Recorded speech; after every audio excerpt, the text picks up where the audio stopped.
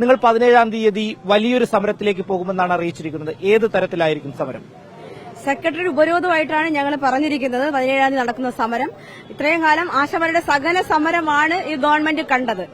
ഇനി ഈ സഹന സമരത്തിനപ്പുറത്തേക്ക് സ്ത്രീകൾ പോകുന്നത് ഗവൺമെന്റ് അറിയും. കാരണം സ്ത്രീകൾ എപ്പോഴും പല പല ഭാവങ്ങളാണ്.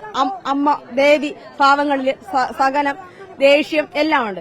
ഇനി അവർ കാണാൻ പോകുന്നത് ഭദ്രകാളിയുടെ രൗദ്രഭാവമാണ് കാണാൻ പോകുന്നത്. വലിയൊരു ആക്ഷേപമുള്ളത്, നിങ്ങൾ ഇതിൽ പങ്കെടുക്കുന്ന പലരും ആശാവർക്കർമാരല്ല, അവർക്ക് ID കാർഡില്ല, അവർ മറ്റ് ചില സംഘടനകളുടെ പ്രവർത്തകരാണെന്നൊക്കെയാണ് പറയുന്നത്. അതിലേതെങ്കിലും തരത്തിലുള്ള ശരിയുണ്ടോ?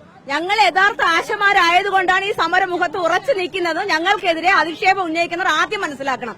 യഥാർത്ഥ ആശമാരല്ലാത്ത ഒരാൾക്ക് ഇവിടെ ഇരിക്കാൻ പറ്റില്ല. എങ്കിൽ അവരൊന്നും ചോദ്യം ചെയ്യാത്തെന്തേ?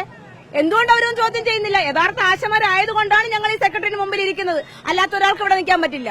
ശക്തമായി തന്നെ മുന്നോട്ട് പോകും സമരം. ശക്തമായി തന്നെ മുന്നോട്ട് പോകും. ഒരു പിന്മാറ്റവും ഇല്ല.